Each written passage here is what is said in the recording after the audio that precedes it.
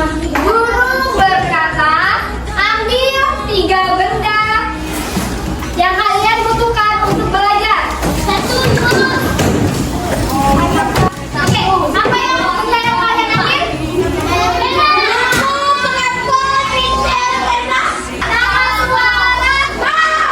Maka cuma mau nanya, kalian buat nyebutin fungsi dari benda yang kalian ambil.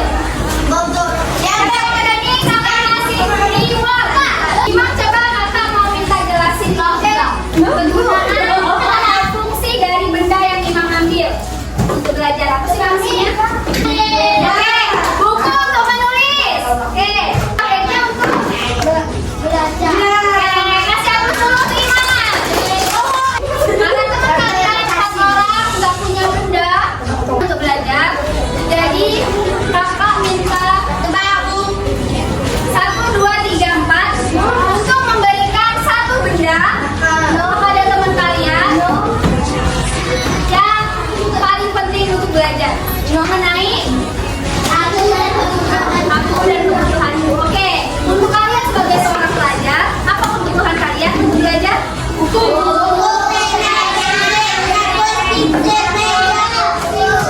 Jadi manusia itu pada dasarnya memiliki kebutuhan masing-masing. Dan kebutuhan manusia itu akan terus berkembang.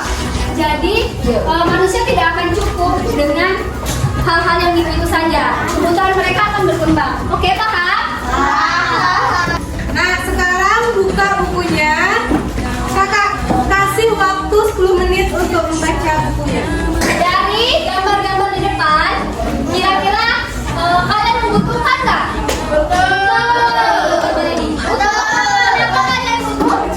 Kalau sekiranya kalian nih nggak dapat makanan, mati. Nih nggak dapat. Kalau kalian nggak ada rumah, mati. Kalau kalian nggak ada pakaian,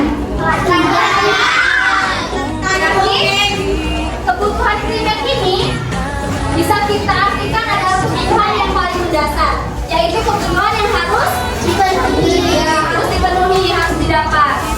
Untuk pembelajaran kali ini, tujuan pembelajaran dari pembelajaran yang kita lakukan itu ada 4. Yang pertama, kalian nantinya diharapkan bisa menentukan jenis-jenis kebutuhan berdasarkan kepentingan. Oke. Yang kedua, kalian nanti diminta dapat menguraikan jenis-jenis kebutuhan berdasarkan kepentingan. Yang ketiga, kalian dapat membandingkan perbedaan antara kebutuhan dengan benar.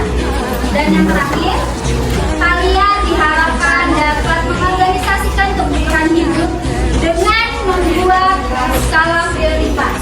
Oke? Untuk lebih jelasnya, kita tonton video ya.